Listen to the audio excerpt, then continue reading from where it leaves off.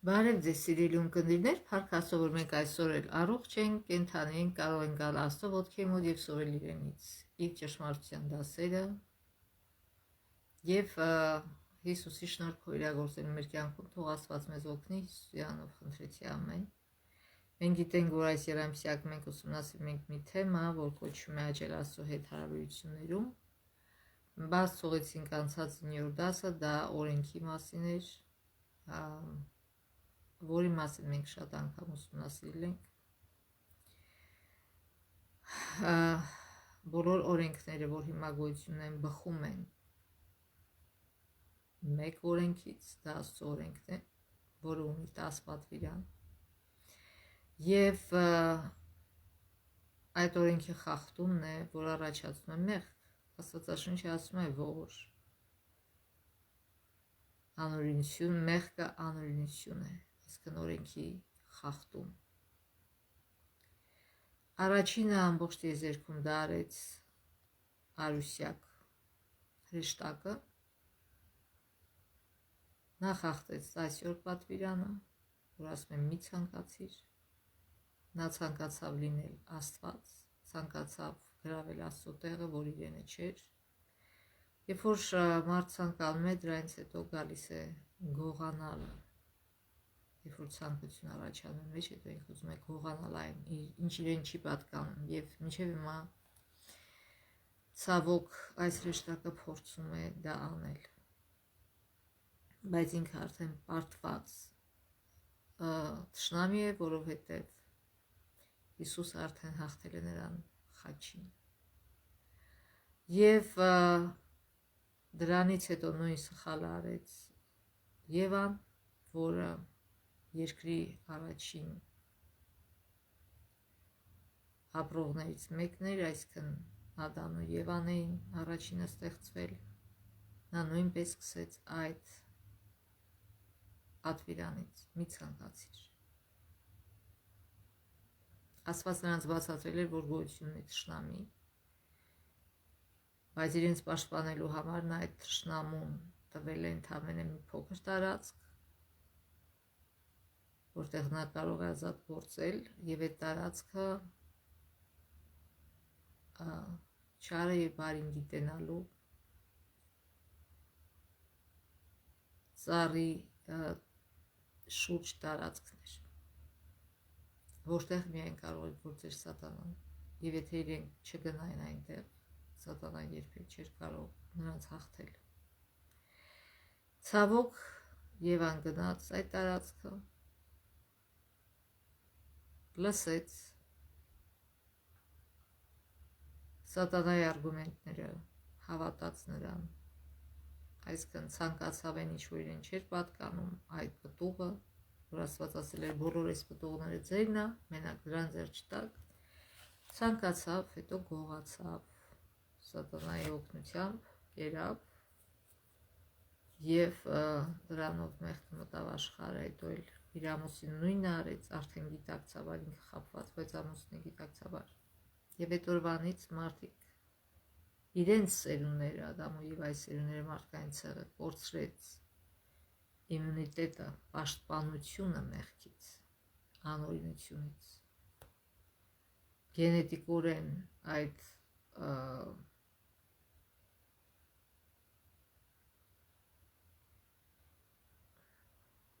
ցանկությունը գենետիկորեն անցնում է մի սերունդից մյուս սերունդ, այսքան մեղքի հանդեպ ցանկություն։ Եվ միակ մի ձև կար, որ գիտեք, այդ հիվանդությունը սպիտ, որ մարդիկ պաշտպանություն չունեն, իմունիտետ չունեն հիվանդությունների հանդեպ եւ կախված են մազից իրենց առողջությունը։ Եվ մինչև հիմա որևիցե լուրջ տեղ չկա, որ ասենք թե օգնի դրան, կան ձևեր, եւ հայրը ստեղծել են այդ Արմենիկումը, որ իրականում կարծես թե օգնում էր,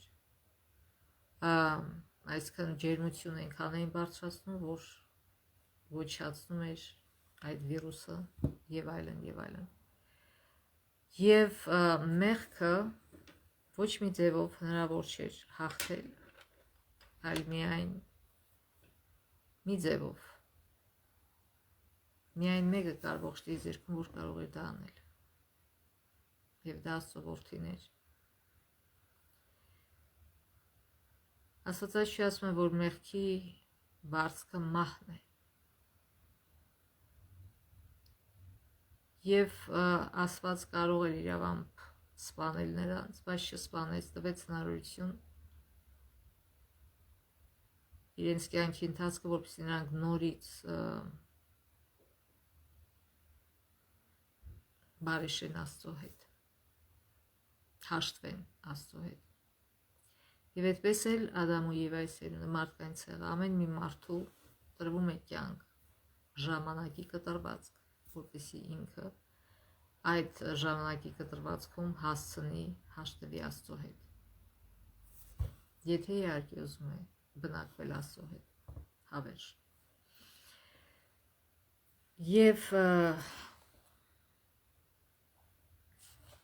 դրա խնդրը լուծվեց ինչպես Հիսուսը եկավ եւ ինքը կրեց այդ մեղքի վարձքը, մահը, ինքը մահացավ խաչի վրա, ոչ թե մեր այս առաջին մահով, որը ուղղակի քուն է, եւ ինչպես գրված է Հովհաննեսի ավետարանում, կարծեմ 5-րդ գլխում վերջում, կամ մեջտեղները, որ բոլորը հիմա քնած են, բայց ժամանակը կգա, որ կլսեն Աստծո որդու ձայնը եւ կզարթնեն ոմանք հավիտենական կյանքի համար, ոմանք հավիտենական մահվան համար։ Այսինքն խոսքը գնում էր ոչ թե մահի համար, բոլորս էլ այս մահով մեռնում ենք, այլ խոսքը գնում էր երկրորդ վերջնական մահ, որից չկա հարություն։ Մեղքի պատիժը հենց այդ մահն է, մեղքի վարձքը։ Եվ Հիսուսը մահացավ հենց այդ մահով, որպեսզի փրկագնի մեզ։ Եվ ինքը տվեց դեղը, տվեց իմունիտետ մեղքի հանդեպ, իր արյունը թափեց։ Եվ մարդկանցից է կախված իրենք կընդունեն դա, թե ոչ։ Այսինքն տվեց իմունիտետ անօրության հանդեպ։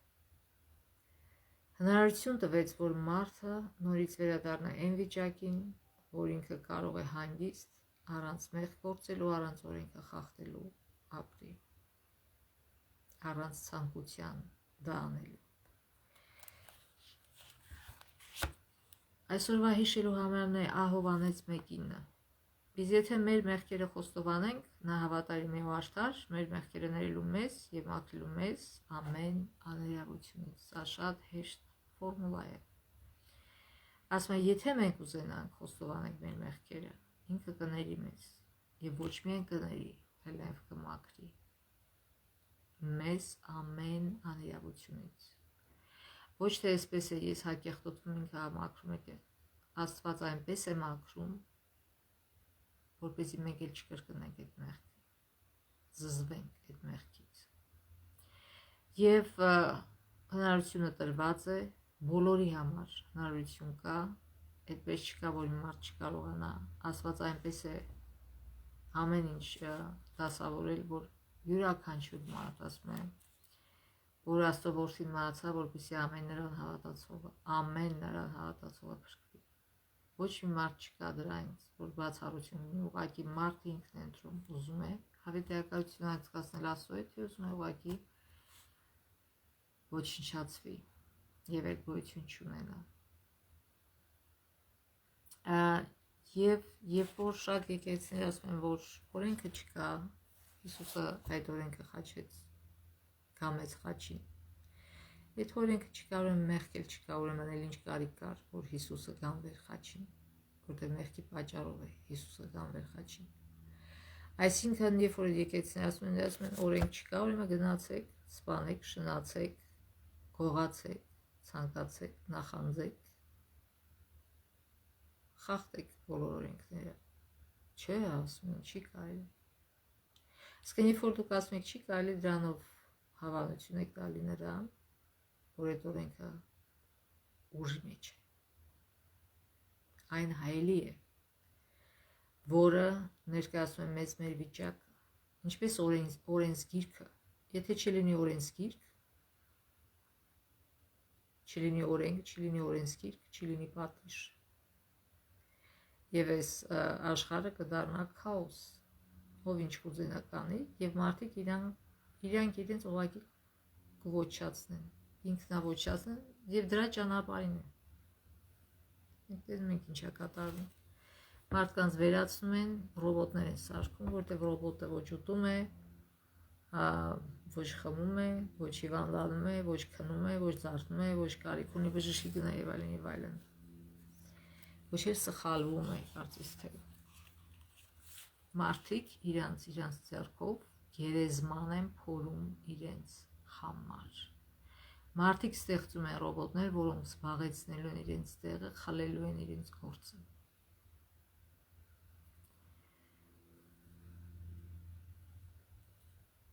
Չգիտեմ ինչպես դա կոչել։ Ինքնասպանություն։ Եվ այդ օրենքի, 10-ամյա օրենքի հենց սրտում կա մի օրենք, որտեղ Աստված ասում է սրբիր իմ շաբաթը, հիշիր իմ շաբաթը եւ սուրբ պահիր այն։ Եվ շատերը ասում են, որ դա հրեաների համար է, բայց իրական Աստված այդ հատկապես այդ օրենքը հայտարարեց այն գոյություններ եւ ուրիշ տեղերում, որտեղ Աստված ստեղծել է, բայց նույնը ինքը արեց նաեւ երբ որ ստեղծեց երկիրը եւ 7-րդ օրը ասма հանգստացավ եւ ասեց, որ այս օրը սրբեք, 7-րդ օրը շաբաթվա, դա շաբաթն է։ Եվ այստեղ նկարագրվում է մի կին, եւ Աստված իհարկե տվեց ամբողջ ձևը, թե ինչպես դա անել, այսինքն ուրբաթ օրը պետք էր պատրաստվել դրան, բոլոր ճաշերը եփել, տները մաքրել, ամեն ինչ որ որպեսի ազատ լինի շաբաթ օրը եւ ոչինչ չանեն, ամեն ինչ նախորդ անմեն ուրբաթ օրը։ Եվ մի կին ընտանիքի մայր, որ շատ զբաղված էր, մոռացել էր այդ մասին, առաջնային չէր դրել այդ հարցը, մոռացել էր։ Եվ երբ որ շաբաթը եկավ, նա վաղ արթնացավ եւ չկարողացավ չնկատել կեղտոտ լոգասենյակը եւ մաքրեց այն։ Հետո տեսավ, որ լվացք կանելու, լվացք գցեց, լվացք արեց, ընտանիքի համար նախաճաշ պատրաստեց եւ այլն, այսինքն այն ինչ որ ինքը պիտի աներ ուրբաթ օրը չէր արել։ Հետո տեսավ, որ ամուսնու վերնաշապիկը պետք է արթուկի եկեղեցի գնալու համար եւ հետո հիշեց, որ շաբաթ է, եկեղեցի գնալու օրն է։ Հանկարծ մի միտք շամփրեց նրան, շաբաթ է, այն օրը, որ սիրում եմ մյուս օրերից առավել, բայց ահա ես այստեղ եմ զբաղված այս բոլոր գործերով եւ թույլ եմ տալիս, որ այս ամեն ինձ շեղի շաբաթի իրական իմաստից, Աստծո հետ մտերիմ շփումից։ Գիտեք, սա նման է նրան, այսինքն այս կինը ոչ թե վախացել, որ Աստված իրան պատժելու է, որ ինքը մոռացել է, չէ։ Դրա համար Հիսուս ասում հիշեք շաբաթ, որտեղ շատ հեշտ է մոռանալ, այլ որտեղ ինքը ցավ է զգում, որ ինքը այդ օրը չանցկացրեց Աստծո հետ, իր մտերիմ եւ ամենալավ բարեկամի հետ, որ ցավ պատճառեց թե ինք իրեն, թե Աստծո։ Ինչպես ասենք, օրինակ, եթե մենք ունենք հեռվում ապրող մի ընկեր եւ ինքը որոշում է այցելել մեզ եւ մենք շատ վաղուց ենք սպասում այդ հանդիպմանը, բայց քանի որ ես ձախողել եմ պատրաստվելուց այդ հանդիպմանը եւ այդ ընկերուհին կամ ընկերը գալիս է եւ դու ասում ես վայ կներես պիտի լվացք գցեմ, վայ կներես ճաշ պիտի եփեմ, վայ կներես աղան պիտի եւ այլն եւ այդ հանդիպումը իրականում ձախողվում է, այսինքն դուք այն որակային հանդիպում, որ պիտի ունենաք, չեք ունենում, ոչ հասնում եք իրար հետ խոսել, ոչ հասնում եք իրար հետ շփվել եւ այլն եւ դրա համար ձեր սիրելի եւ ամենամոտիկ ընկերուհին ձեզ կպատժի, իհարկե ոչ, ուղղակի ցավ կլինի եւ նրա համար եւ մեր համար, որ մենք ձախողեցինք այդ հանդիպումը, որպեսզի շփվենք մեր ամենասիրելի ընկերուհու հետ։ Եվ այդպիսով ամեն մի շաբաթ հնարավորություն է,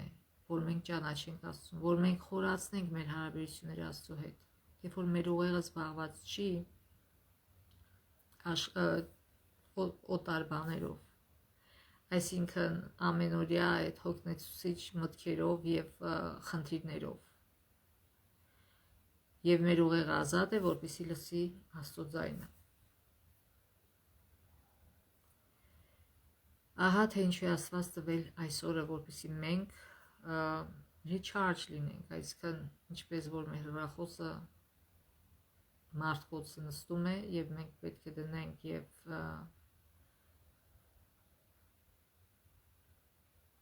charge անենք այդ հեռախոսը, նույնը մենք ենք։ Ամբողջ շաբաթվա ընթացքում մեր մարդկոցը նստում է եւ մենք կարիք ունենք մեր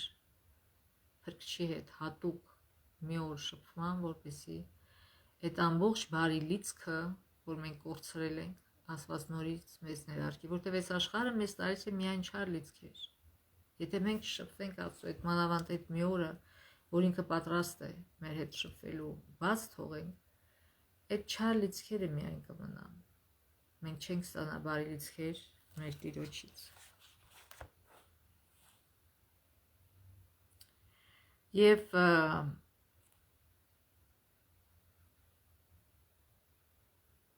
ուրեմն հիանալի մաս այն է, որ մենք նստենք Հիսուսի ոտքի մոտ, սրտի խոր անկեղծ սիրուց մղված, ոչ միայն շաբաթ օրը, այլ ամեն օր։ Եվ շաբաթ օրը հատկապես։ Այսօր առավոտյան նա չարեց այդ ընտրությունը, այսինքն այդ կինը սխալվեց։ Նա սիրում էր Աստծուն եւ այնուամենայնիվ այնքան հեշտ էր մոռանալ, որ շաբաթ Աստված տվել է որպես նվեր ժամանակի մեջ, որպես իրենց հարաբերություններն ավելի ամուր դառնան։ Արցունքները լուր հոսեցի նրա աչքից, մինչ նա կանած էր խոհանոցում։ Նա չէր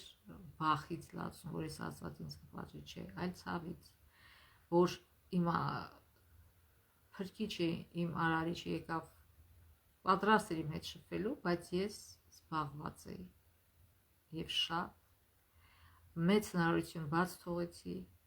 իրենից սովորելու եւ իրեն նմանվելու։ Այս օրինակի նպատակը չէ խոսել այն մասին, թե շաբաթ օրը ինչ պետք է անել կամ չանել, սա պարզապես հիշեցում է այն մասին, որ կարևոր է նկատել այն բաները, որոնք թուլացնում կամ ոչնչացնում են Աստծո հետ մեր հարաբերությունները։ Երբ մեր սիրտը զգում է մեղքի ու բաժանման ցավը եւ մենք կանչում ենք նրան, Հիսուսը շատ մոտ է։ Ինչպես ասում է Սաղմոս 2-ում, նա միշտ մոտ է մեզ։ Եվ հարցը այն չէր, որ այդ կինը սխալ բան էր անում, ինքը դա անում էր սխալ ժամանակին, դա ինքը պիտի արած լիներ առաջին օրը, այլ ոչ թե շաբաթ օրը։ Իր արյունոտված ձեռքերում Հիսուսը բռնել է սպիտակ զգեստը, նա տեսնում է մեր ապաշխարության արցունքները, հանում մեր կեղտոտ հագուստները, դրանից հետո նա ամբողջությամբ մեզ փաթաթում է իր արդարության մաքուր զգեստով։ Այսինքն, երբ որ մենք մեղք ենք գործում, չպետք է ուսահատվենք, Հիսուսը պատրաստ է ներել եւ մաքրել մեզ այդ մեղքից։ Նրա մաքրությունը ծածկում է մեր մեղքը ամբողջովին ու կատարելապես։ Մենք կարող ենք նրա արյունով լվանալ մեր զգեստը։ Եվ Հայտնություն 7:4-ի մեջ ասում է, ահա այն մարդիկ, ովքեր լվացին իմ արյունի մեջ, իրենց շատ դժվարություններ անցան եւ իմ արյունի մեջ լվացին իրենց զգեստները։ Մյուս օրինակը խոսում է մի ամուսնու մասին, որ իր ինչ-որ սխալվել էր, կնոջ վիրավորել էր, անբարյացակամ ու կոպիտ էր եղել իր կնոջ հանդեպ։ Այնպիսի բառեր ասել, որ հետո զղջացել էր եւ այդ պատճառով անդունդ էր առաջացել իր եւ կնոջ միջեւ։ Եվ երբ որ մարդ ուզում է զղջալ եւ ներողություն խնդրել, անմիջապես մի միտք է գալի, բայց ախր ես ճիշտ ասեցի, բայց ախր ինքը արժանի էր, որտեվ մենք սուբյեկտիվ ենք մտածում։ Բայց երբ որ Սուրբ Հոգին այդ մոմենտին գալիս է եւ խոսում է մեր հետ եւ բացատրում է, թե որ մենք ենք սխալ, եւ եթե մենք լսենք, մենք կհամոզվենք, որ մենք ենք սխալ եւ մենք պետք է ներողություն խնդրենք։ Միշտ չէ, որ հեշտ է արտաբերել ներողություն բառը։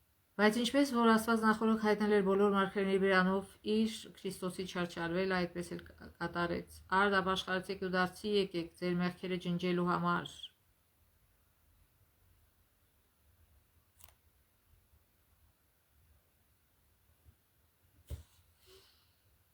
Աստծո ողորմածությունը մեզ ապաշխարության է տանում, ասում է Հռոմեացիս 2:4-ը։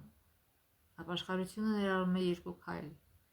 անկեղծ ցավ մեր մեղքերի համար եւ մեղքը թողնելու անկեղծ որոշում։ Սա շատ կարևոր է։ Երկրորդ քայլը։ Փրկություն չի լինում առանց այս երկրորդ քայլի՝ մեղքը թողնելու անկեղծ որոշում։ Մենք կարող ենք միայն որոշել, մենք ուժ չունենք այդ որոշումը իրագործելու, բայց Աստված է տալիս մեզ ուժ, երբ որ մենք որոշում ենք։ Մեզնից գնում է միայն մի բան՝ անկեղծ որոշենք, որ չենք ուզում այդ մեղքը անել։ Աստվածաշունչում ապաշխարությունը գրեթե միշտ կապված է ներման հետ։ Մենք իսկապես ապաշխարում ենք եւ Աստված ներում է։ Սա այնքան պարզ է։ Բա Պետրոս 3-ին ասում է. Տերը խոստում է չի ուշացնում, ինչպես ոմանք կարծում են, թե ուշացնում է, այլ մեր նկատմամբ համբերատար է, որտեղ չի ցանկանում, որ որևէ մեկը կորստյան մատնվի, այլ որ բոլորն էլ ապաշխարության գան։ Երբ որ մեր երեխաները սխալ են անում, մենք ինչ ենք ասում ենք, թե արի քեզի տամ սպանեմ։ Հա? Չէ։ Մենք բացատրում ենք համբերատար։ Մենք համբերում ենք, մենք ներում ենք, բացատրում ենք ինչ որ պետք է, ինչպես պետք է ապրել, որն է ճիշտ, որպեսզի երբ որ քո երեխան մեծանա, ոչ թե ուրիշների գլխին ջարմա դառնա, պրոբլեմ բերի, ցավացնի ուրիշներին, այլ հակառակը։ Աստծո թակարություն չկա տեղ ցավի, վշտի համար։ Ինչու՞։ Որտեղ այնտեղ կլինեն միայն այնպիսի մարդիկ, ովքեր միայն բարիք են անում ուրիշներին, այլ ոչ թե չարիք։ Այսինքն սովորել են դա արդեն, կրթվել են, սովորել են եւ դրա համար հայտնվել են այնտեղ։ Քանի որ մենք անձնապես ենք պատրաստում մեր հոգիները Քրիստոսի երկրորդ գալուստին, Աստված ժամանակ է տալիս ամեն ինչ իր հետ կարգավորելու համար։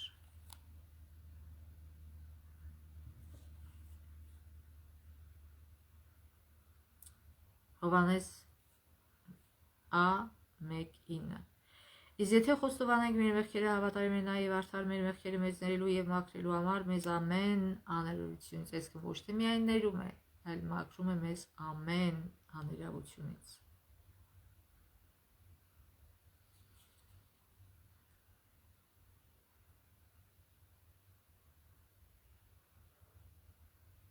Հայտնություն 3:19 Ում սիրում եմ ես, Աստված է ասում։ Նրան հանդիպանում եմ եւ խրատում, նախանձախնդիր եղիր ուրեմն եւ ապաշխարիր։ Առանց ապաշխարության չկա փրկություն։ Հիսուսը չարչարվեց, մահացավ ու հարություն առավ, որ ապաշխարելու դեպքում նրա շնորհը հրաշքներ գործի մեր կյանքում։ Հակառակ աշխարհի, որն ասում է, թե մենք լավն ենք այնպիսին, ինչպիսին կանք, Աստված խնդրում է, որ ապաշխարությամբ ու հավատով դեպի իրեն դառնանք։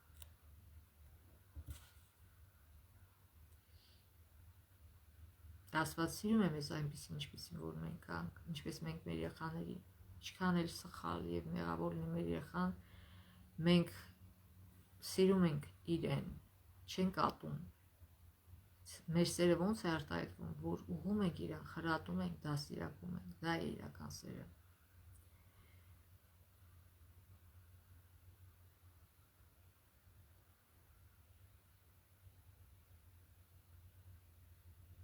Ուրեմն Պողոս Արաքելը գրում է, որ վկայություն տվի հրեաներին եւ հեթանոսներին Աստծո առաջ ապաշխարելու եւ մեր Տեր Հիսուս Քրիստոսի հանդեպ հավատի մասին, այսքան թե հրեաների, թե բոլոր մարդկանց, բոլոր ցեղերի, լեզուների, ազգերի փրկությունը Հիսուսի մեջ է, ապաշխարելու եւ Հիսուս Քրիստոսի հանդեպ եւ Հիսուս Քրիստոսին հավատալու մեջ է։ Սա է միակ դեղը, սա է միակ ֆորմուլա։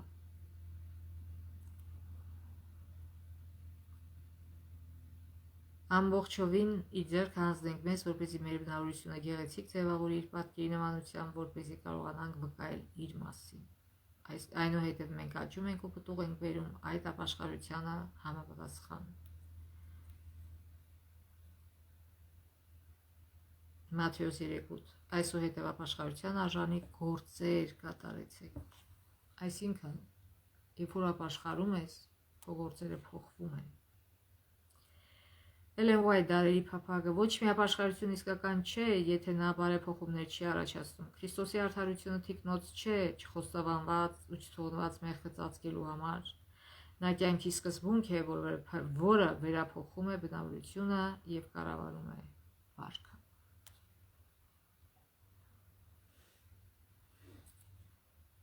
Երբ մենք զգում ենք մեր մեղքի ծանրությունը եւ թույլ ենք տալիս, որ Սուրբ Հոգին առաջնորդի խաչի ստորոտը, պետք է ներում խնդրենք Աստծուց իմանալով, որ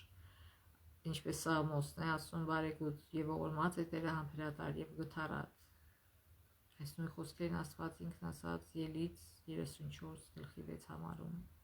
Այն բանից հետո, երբ նրա ընտրյալ ժողովուրդը վշտացրել է իրեն, այդ ժամանակ ընտրյալ Ելից 34 գլուխը կարդանք 1-10 համարները։ Տերն ասաց Մովսեսին, դու ինքդ նախկին տախտակների նման քարե 2 տախտակներ կոփիր եւ ինձ մոտ լեռը բարձրացիր։ Այսինքն մենք գիտենք այդ պատմությունը, որ ոսկե հորդ էին սարքել եւ Մովսեսը երբ որ տեսավ այդ ահավոր բաները, ինքը այնքան ջղայնացավ, որ ձեռքից գցեց տախտակները եւ ջարդվեցին, որի վրա տասնաբանյաներ գրել, հետո Աստված ասեց նորից այդ ժամանակ այդ քարե սալիկները սարքել էր, այսինքն Աստված պատրաստի տվել էր այդ քարե սալիկները վրան գրված, բայց հիմա արդեն դրանից հետո պետք է Մովսեսը սարքեր սալիկները եւ Աստված ասում է դու սարքիր բեր եւ ես նորից կգրեմ 10 պատվիրանների դրա վրա։ Տախտակների վրա կգրեմ այն պատգամները, որ արձանագրված էին քո ջարդուփշուր արած նախքին տախտակների վրա։ Պատրաստ եղիր վաղը, որ վաղ առավոտյան բարձրանաս Սինա լեռը եւ այնտեղ ինձ սպասեց լեռան գագաթին։ Հետդ ոչ ոք թող չբարձրանա, ոչ ոք ամեն ինչ երևա լեռան վրա։ Արջար ու ոչխար չարած են լեռան մոտ։ Մովսեսը նախկինների նմանությամբ քարե 2 տախտակներ կոփեց, առավոտյան վեր կենալով Մովսեսը բարձրացավ Սինա լեռը, ինչպես Տերն իրեն հրամայել էր։ Մովսեսն իր հետ վերցրեց քարե 2 տախտակները, Տերն իջավ ամպի մեջ, կանեց այնտեղ նրա դիմաց ու կանչեց իր անունը Տեր։ Տերն անցավ Մովսեսի առաջ ասելով. Տեր Աստված եմ գթացող ողորմած, համբերատար բարեգութ ու ճշմարիտ, որ արդարությունն է պաշտպանում, իր ողորմածությունն է ցուցաբերում հազարավոր ծերունների հանդեպ, վերացնում անօրենությունները, աներադություններն ու մեղքերը, վերացնում, մեղավորին չի ազատում պատժից, հայրերի գործած մեղքերը բարդում է որդիների վրա, մինչև 3-րդ ու 4-րդ սերունդը, ովքեր շարունակում են դա անել, ոչ թե բոլորի վրա, ով որ շարունակում են նույն չար ճանապարհով գնալ, ինչպես որ իրենց հայրերն ու մայրերը, այսինքն իրականում դա դառնում է արդեն իր մեղքը։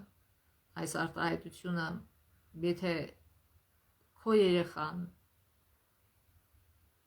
քո թոռը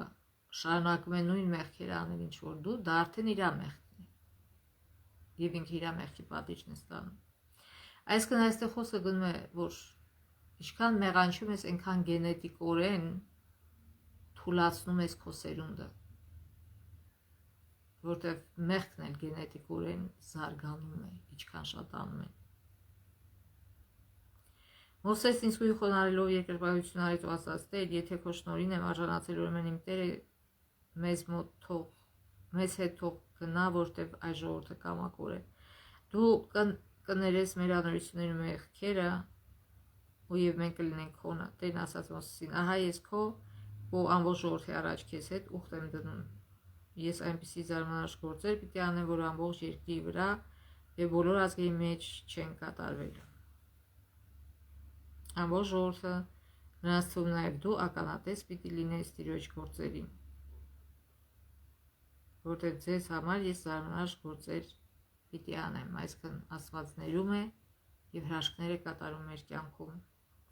Այն փաստը, որ Տերը ողորմած է ու շնորհաշատ, դանդաղ բարկանալու մեջ եւ առատ ողորմությամբ, հենց այն պատճառն է, որ Հիսուսը մահացավ խաչի վրա, որպեսզի կրկին վերականգնվի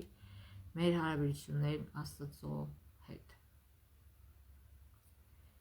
Այսինքն Աստված կարող է մեզ ոչնչացնել, բայց Աստված այնքան է սիրում մեզ, որտեղ ինքն է ստեղծել մեզ, որ որոշեց մեզ հնարավորություն տա փրկության։ Հենց այն ժամանակ, երբ մենք պատրաստ ենք ճանաչել ու խոստովանել մեր մեղքը, երբ ասում ենք ով Տեր, ահա կրկին այստեղ եմ, ողորմիր ինձ մեղավորիս, Հիսուսը, որ Սուրբ Հոգու միջոցով արդեն իսկ գործում է մեր մեջ եւ մեր փոխարեն նույնիսկ նախքան մեր դիմելը տեսնում է մեր բեռների ծանրությունը եւ դրանք վերցնում մեզանից, այսինքն դա Սուրբ Հոգին է, որ մղում է մեզ ապաշխարության։ Մեր բեռները թեթևանում են Գողգոթայում։ Հիսուսը վստահաբար շատ մոտ է, երբ մենք գալիս ենք նրա մոտ, նույնիսկ դրանից առաջ, ինչպես բարի ով է փնտրում է մեզ եւ դրան առաջ կանած եւ թակում է դուռը հայտնություն 3:20-ում։ Ահա կանած եմ եւ թակում եմ, ահա վասիկ ես դրան առաջ եմ եւ բախում եմ։ Եթե մեկը ականջ տնի իմ ձայնին բաց անի դուռը, կմտնեմ նրա մոտ եւ կընտրեմ նրա հետ եւ նա ինձ հետ։ Ինչպիսի մեծ պատիվ ընտրել քո առաջի ողջ տիեզերքի իրակալի հետ։ Եկեք չհեռանանք խաչից, Աստծուն հեռվից նայելով։ Եկեք վազենք դեպի Հիսուսը եւ մեր մեղքերն ու բեռները փոխանակենք նրա արդարության հետ։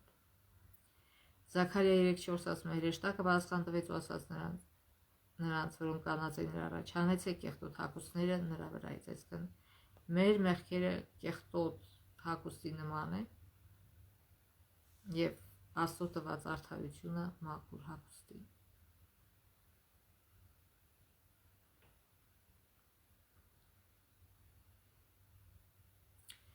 Եվ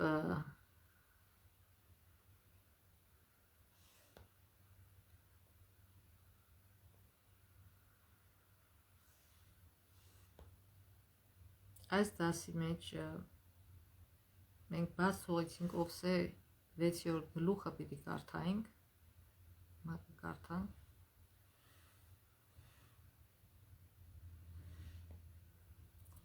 Եկեք ետ դառնանք Տիրոջը, քանի որ նա բզկտեց, նա էլ կբժշկի մեզ։ Աստված մեզ միայն թողնում է, նա չի բզկտում, ուղղակի թողնում է եւ սատանան է, որ մեզ բզկտում է։ Նա զարկեց, նա էլ վիրակապի մեզ։ Նա երկու օրից հետո կվերակենդանացնի մեզ, երրորդ օրը նա մեզ կկանեցի, որ մենք ապրենք նրա առաջ, այսինքն Աստված ներող է։ Ճանաչենք եւ հետամուտ լինենք ճանաչելու Տիրոջը, արշալույսի պես ստույգ է նրա ելքը, եւ նա անձրևի պես պիտի գա մեզ, գարնանային անձրևի պես, որ ողոքում է երկիրը։ Ինչ անեմ քեզ, ով Եփրեմ, ինչ անեմ քեզ, ով Հուդա, որտեղ ձեր բարությունը առավոտյան ամպի պես է եւ ցողի նման է, որ շուտով չքանում, այսինքն այս մոմենտին բարեր մեկը չքացավել, բարի չի չարեն։ Ուստի մարգարեների միջոցով նրանց կոփեցի, նրանց սպանեցի իմ բերանի խոսքերով, քո դատաստանի լույսի պես կծակեմ, որտեղ ողորմություն եմ ցանկանում եւ ոչ թե Աստծո ճանաչում, ոչ թե ողջակեզներ, բայց նրանք Ադամի պես շրջանցում են ուխտը, այնտեղ իմ հանդեպ անհավատարմության վարվեցին, գաղափարաներություն անողների քաղաք է, արյան հետքերով, այսօր էլ նույնը կատարում է Իսրայելում։ Ավազակների պես մարդու հետևից դարան մտնելով քանաների խումբը Սյուքեմի ճանապարհին մարդ է սպանում եւ եղեռնագործություն անում։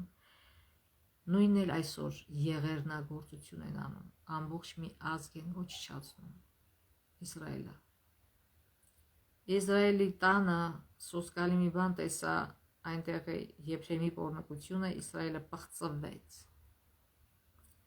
Քեզ համար ով Հուդա մի հունձ կա պատրաստված, երբ իմ ժողովրդին վերադարձնեմ գերությունից։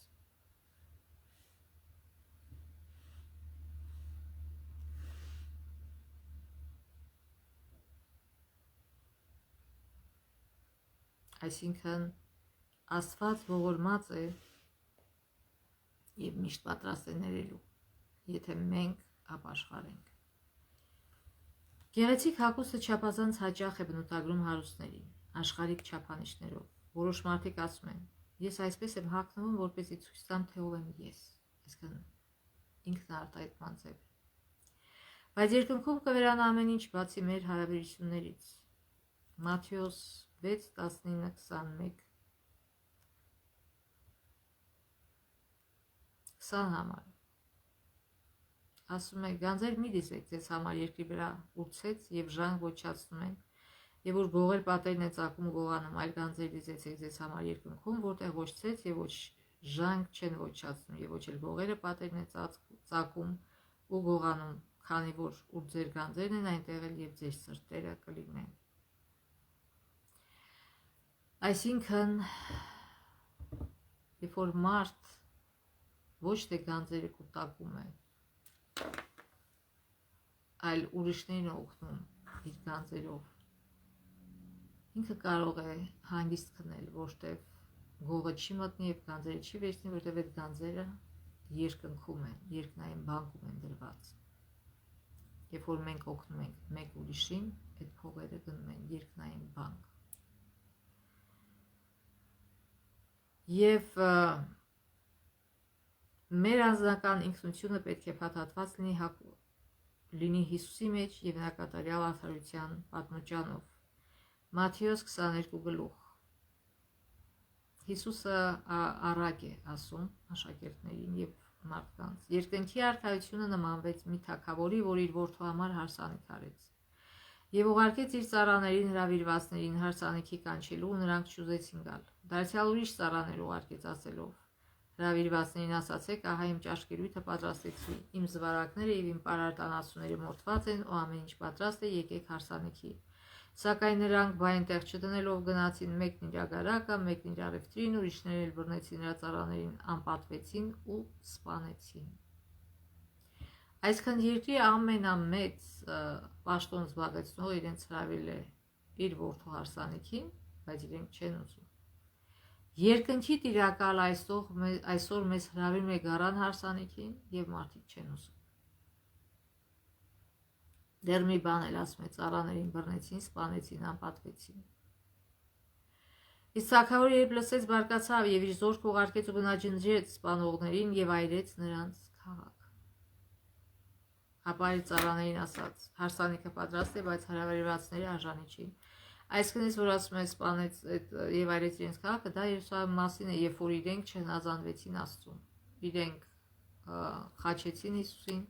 եւ ուղիղ 40 տարի անց 70 թվականին Երուսաղեմը նվաճվեց եւ ոչնչացավ, ավերակների վերածվեց։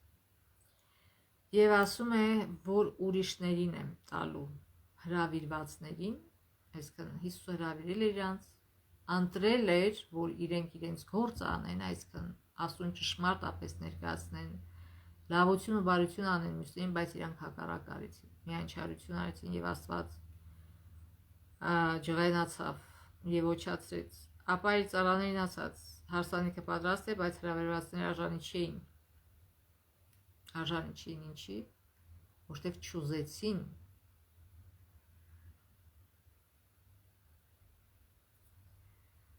Արդ գնացեք հրապարակները եւ ում որ գտնեք, կանչեցեք հարսանիքի, եւ ծառաները ճանապարհների վրա ելնելով հավաքեցին բոլոր նրանց ում գտան, եւ չարերին եւ բարիներին, եւ հարսանիքը լցվեց հրավիրվածներով։ Այսինքն Աստված հրավիրում է բոլորին։ Մարդիկ պիտակ են կպցում, էսի չար, էսի բարի է, Աստված հրավիրում է բոլորին։ Թե չարերին, այսպես կոչեցյալ, թե բարիներին, այսպես կոչեցյալ։ Այսինքն Աստվածաշունչում արդար չկա, մեկն էլ չկա։ Ուղղակի այստեղ Աստված ուզում է ասել, որ թե չարերը, թե այսպես կոչված բարիները կարիք ունեն ապաշխարության։ Եվ հարսանիքը լցվեց հրավիրվածներով, եւ երբ թագավորը ներս մտավ հրավիրվածներին նայելու, այնտեղ տեսավ մի մարդու, որ հարսանիքից գեշ չէր հագել ու նրան ասաց. տեսեք, Աստված ինչու է հրավիրում նրանց, որ նոր բնավորություն տա։ Հիսուսը չէր ասում, գիտես, առանց հետ էլ քո հագուստը լավն է, քո բնավորությունը լավն է, այդ բնավորության բարիմտի երկնային արքայությունը չէ։ Բոլորին նոր հագուստ էր բաժանել այս հարսանիքի համար թագավորը։ Եվ գալիս են ստուգում են, թե ով հարսանեկան հագուստ չունի։ Եվ տեսան այդ ստուգողները, այսինքն հենց ինքը թագավորն է։ Երբ թագավորներից մտավ հրավիրվածներին նայելու, այնտեղ տեսավ մի մարդու, որ հարսանիքից գեշ չէր հագել, եւ նրան ասաց. ընկեր, որ հարսանիքից գեշ չուներ, ինչպես այստեղ մտար, եւ նա պապանձվեց։ Այն ժամանակ թագավորից կնասված տալիս է, թագավորը տալիս է բոլորին զգեստները, բայց այս մարդը չի ուզել եւ հիմա արդարացում չունի։ Չի ասում ինձ չեն տվել։ Արդարացում չունի, որտեղ տվել են ինքը չի ուզել։ Եվ ասում է, որ ասում է պապանձվեց, բայց ոչինչ չուներ ասելու, արդարացում չկար։ Այն ժամանակ թագավորը ծառաներին ասաց. կապեցեք դրա ոտքերն ու ձեռքերը եւ դուրս հանեցեք դրան արտաքին խավարը, Այնտեղ կլինի լաց եւ ատամների կրճտում, որտեղ կանչվածները վազում են, իսկ ընտրյալները սակավ։ Ով են ընտրյալները, ովքեր կատարում են Աստծո խոսքը, այլ ոչ թե այդպեսին կոչվում են միայն, ովքեր Աստծո բնավորությունը ճշմարտապես են ներկայացնում։ Հիսուսն առանց հանդերձի տղամարդուն բարեկամ անվանեց, ու թեև մարդը ոչ մի պատասխան չտվեց, նրանք պետք է որ հարաբերություններ ունեցած լինեին, որտեղ կոչվում է բարեկամ։ Տղամարդը պետք է իմանար հանդերձի մասին, բայց նա խնդրել էր չկրել այն։ Հիսուսի բնավորությունը այսքան երասել չէ, իմը ավելի լավն է, թանգանոց է, Վերսաչից է, չգիտեմ որտեղից է։ Չէր ուզեցել Հիսուսի տված հանդերձը հագնել, թագավորի տված։ Հիսուսի բնավորությունը կատարյալ է հանդից, եւ նա այն առաջարկում է մեզ։ Սպիտակ մաքուր լուսափայլ բեհես, որպեսզի որևէ արատ կամ բիծ կամ որևէ նման բան չունենա։ Սպիտակ բեհեզը Հիսուսի արդարությունն է, նրա սեփական անարատ բնավորությունը, որ հավատքով շնորհվում է բոլոր նրանց, ովքեր ընդունում են նրան, որպես իրենց անձնական փրկիչ։ Ադամն ու Եվան մեղանչելուց առաջ լույսի նրբահյուս զգեստ էին կրում։ Նրանք մերկ չէին։ Նրանք լույսի նրբահյուս զգեստ էին կրում։ Մեղքից հետո նրանք գիտակցեցին, որ մերկ են։ Այսինքն այդ Աստծո փառքը հեռացավ իրենցից, եւ իրանք տեսան, որ իրանք այդ լույսը գնացել է իրենցից, եւ իրանք մերկ են։ Ադամու եւ այդ թզենու տերևներից, եւ իրանք փորձեցին իրենց մերկությունը ծածկել թզենու տերևներով, բայց Աստված այդ այսպես կոչեցյալ զգեստը վերցրեց իրենցից եւ փոխարինեց կենդանիների մորթուց պատրաստված հագուստով։ Դա ինչ է նշանակում, որ այդ հագուստը ձեռք էր բերվել զոհաբերության գնով, եւ մեր մաքուր սուրբ բնավորությունը ձեռք է բերվել Հիսուսի զոհաբերության գնով։ Նույն ձևով մենք ընդունում ենք Հիսուսի զոհաբերությունը ընդունելով նրա արդարության զգեստը։ Մեր կողմաթար նրանք փորձեցին երկնային զգեստը փոխարինել թզենու տերևներով ու ծածկվել դրանցով։ Նույն այսօր այն մարդիկ, որ ասում են, ես սխալ չունեմ, ես բարի եմ, տեսեք ինչքան բարի գործեր եմ անում, իրենց կարծեցյալ բարի գործերով ուզում են թզենու կարծես թե տերևներով ծածկվել։ Ով որ Հիսուսում է բարություն անում, նա երբեք չի ասի ես եմ արել այդ բարությունը, այլ փառքը կտա Աստծուն։ Եվ մարդն ինքնուրույն ոչինչ չի կարող օրինել, որ փոխարինի կորցրած անմեղության զգեստին, ոչ թզենու տերևներից կարված զգեստը, այսինքն այդ իմունիտետը մեղքի հանդեպ չեն կարող ձեռք բերել,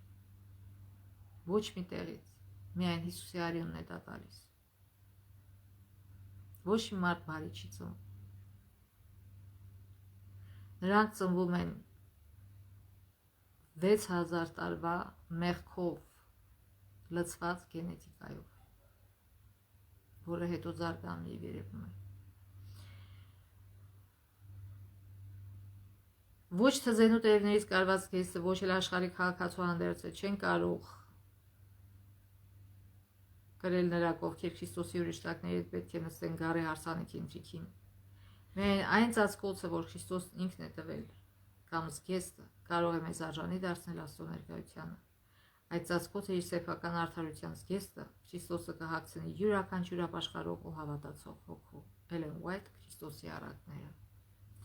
Ուզում ենք մենք արդյոք ունենալ այդ զգեստը, որպեսզի Հիսուսը մեզ դուրս չգցի այդ հարսանիքից, որպեսզի մասնակցենք առան հարսանիքին։ Եթե ուզում ենք, ուրեմն պետք է մեր կեղտոտ լաթերը հանենք, մեր եսը, մեր ինքնասիրահարվածությունը, որ մենք լավն ենք, որ մենք սենց ենք, դենց ենք, դեն շպրտենք եւ հագնենք Հիսուսի հեզությունը, խոնարհությունը, նրա կատարյալ հագուստը, նրա սուրբ մաքուր հագուստը, այդպիսի բնավորություն ձեռք բերենք։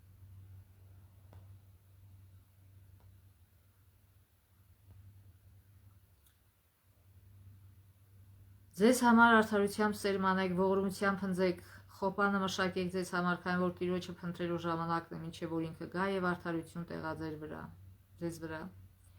Մենք ցանում ենք հնձում, փորում, կոշտ հողը եւ փնտրում Աստծուն նրան մոտենալու համար։ Մեր սրտի հողը պետք է պատրաստ ու կալունակ լինի անձրևի, իսկ Սուրբ Հոգու համար։ Աստված կարող է մեզ տալ այդ հողը պատրաստելու ցանկությունը, բայց ի վերջո Աստծո հետ հարաբերությունը համագործակցություն է։ Ֆիլիպպեցիներ 2:12-13-ը ինչ է ասում։ Ուրեմն իմ սիրելիներ, ինչպես միշտ հնազանդվել եք, եկել եմ ձեզ մոտ, այնպես էլ հնազանդ եղեք առավել եւս այժմ, երբ հեռու եմ ձեզանից, ահով եւ դողով դուք ձեր փրկության համար աշխատեցեք, որովհետեւ Աստված է, որ հաջողեցնում է ձեր մեջ կարմենալը եւ կատարել է իր հաճության համար։ Այսինքն ոչ մեկ չի կարող ասել ես այդքան ուժ չունեի։ Աստված ասում է ես եմ ստեղծում ձեր մեջ ցանկությունը, գործողությունը։ Միայն թե ընդունեք դա, թույլ տվեք։ Մենք պետք է հայացքներից նրան ուղենք, ձեռքներից մեկնենք ու կարճենք նրանից, այնուհետև նա կգործի մեզանում մնացած անելու համար։ Թե ինչ է նշանակում Աստծուն կարճել, կարող ենք տեսնել այս հրաշալի օրինակում։ Ձեր աչքերը տեսան, ինչ որ Տերն արեց Բելփեգորին, որտեղ ձեր Տեր Աստվածը ձեր միջից վերացրեց այն բոլոր մարդկանց, որոնք հետևում են Բելփեգորին, բայց դուք որ հարեցիք ձեր Տեր Աստծուն, բոլորդ էլ այսօր ողջ եք։ Թող Աստված մեզ օժնի, շնորհակալ ենք իր այս գեղեցիկ դասերի համար, թող Աստված մեզ օժնի, որպեսզի մենք ցանկանանք եւ հարենք Աստծուն, այլ ոչ թե միայն ցանկանանք, որ պրակտիկ քայլեր անենք դրա համար, որ վախով, այսքան երկյուղածությամբ մեր փրկությունը գործենք, որոշենք հնազանդվել Աստծուն, երբ որ մենք որոշենք սկզբունքորեն, Աստված էլ կօգնի մեզ, որ այդ որոշումը իրագործենք։ Թող Աստված օրհնի մեզ այդ հարցում Աստծո ողորմությամբ մինչև մյուս շաբաթ։